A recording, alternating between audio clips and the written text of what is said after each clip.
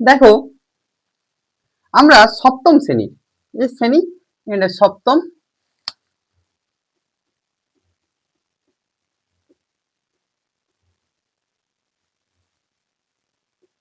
তাহলে কত শ্রেণী? সপ্তম শ্রেণী।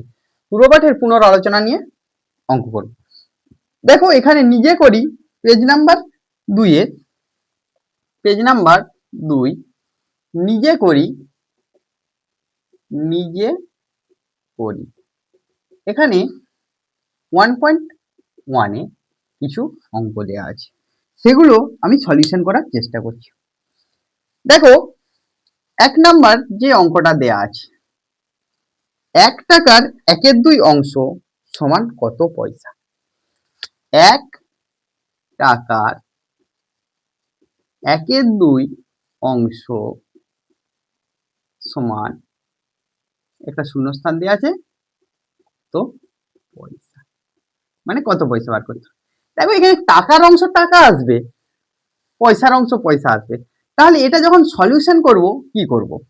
এর সলিউশনটা যখন করছি, এটা তুলে নাও। 1 টাকার 1/2 অংশ, তাহলে কি টাকাকে পয়সায় নিয়ে আসবো। এখানে 1 টাকা আছে, 1 টাকা সমান কত পয়সা আমরা জানি? 100 পয়সার 1/2 অংশ। আচ্ছা পয়সার কি আছে? এর আছে, মানে কি করব? গুণ করব। এবার কি চলে আসলো? পয়সা। 2 দিয়ে কাটো, কত উত্তর হচ্ছে? 50 পয়সা। তাহলে আমরা ওই শূন্যস্থানটায়, তোমাদের যদি এরকম শূন্যস্থান দেওয়া থাকে, এই অঙ্কটা করে নিয়ে এখানে শুধু শূন্যস্থানটায় কত লিখে দিবে? 50 পয়সা। নেক্সট, 1 বছরের 1/4 অংশ 2 এর অঙ্কটা,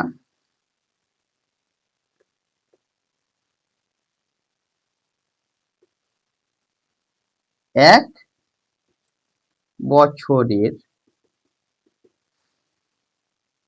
1/4 অংশ সমান ড্যাশ মাস।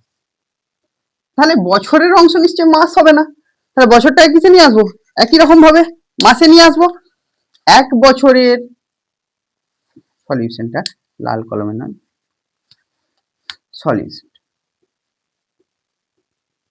1 বছরের 1/4 অংশ সমান কত হচ্ছে? 1 বছর সমান কত? 12 মাস। মাসের 1/4 অংশ, তাহলে এখানে কত দাঁড়াচ্ছে? 12 গুণিত 1/4 মাস। তাহলে কত কাটবো? 3 মাস। তাহলে এখানে অঙ্কটাই কত উত্তর আসছে? 3 মাস। সকলে বুঝতে পেরেছো? এভাবে আমরা অংশের অঙ্কগুলো করে থাকি। দেখো তারপরের অঙ্কটা খুব সুন্দর দেয়া আছে, 3 এর অঙ্কটা, আমি এখানটা মুছে দিলাম। 3 এর অঙ্কটা কি দেয়া আছে?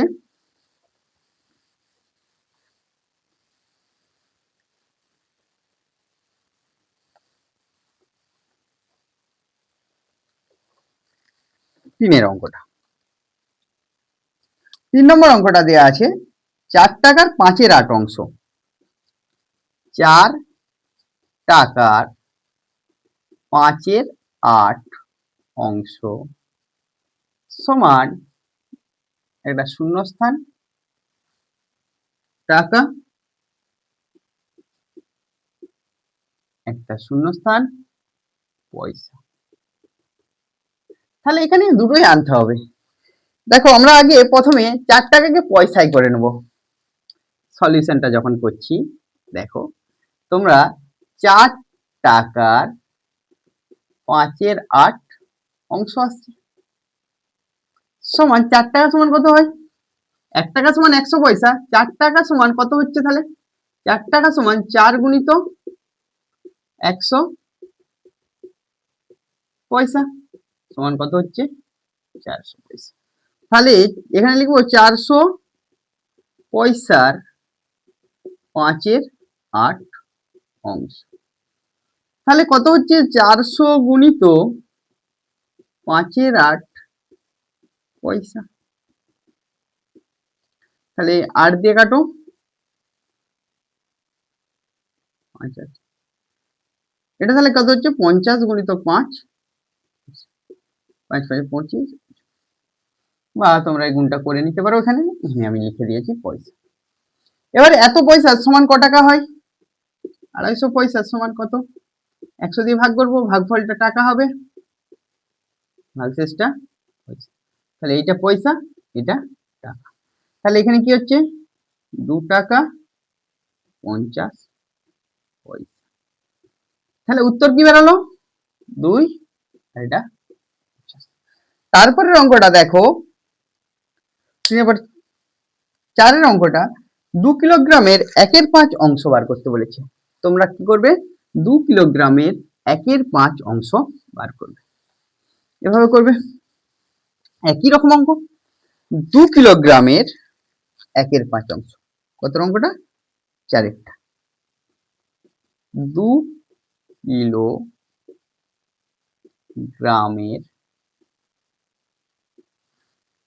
কিলোগ্রামের 1/5 অংশ সমান গ্রাম জিজ্ঞাসা করছে। দেখো কিলোগ্রামের অংশ তো আর গ্রাম বেরাবে না, কিলোগ্রামটাকে কিসে নিয়ে যাবো গ্রামে। 2 কিলোগ্রামের 1/5 অংশ, 2 কিলোগ্রাম মানে কত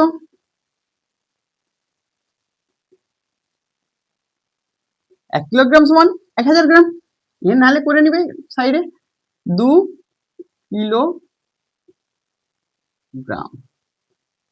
সমান কি হচ্ছে 2 গুণিত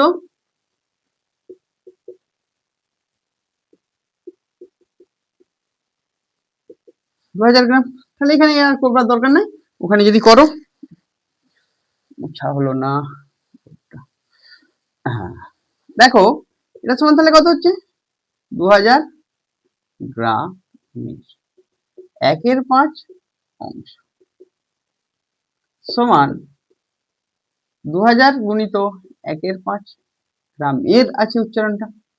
তাহলে এটা কি হবে গ্রাম।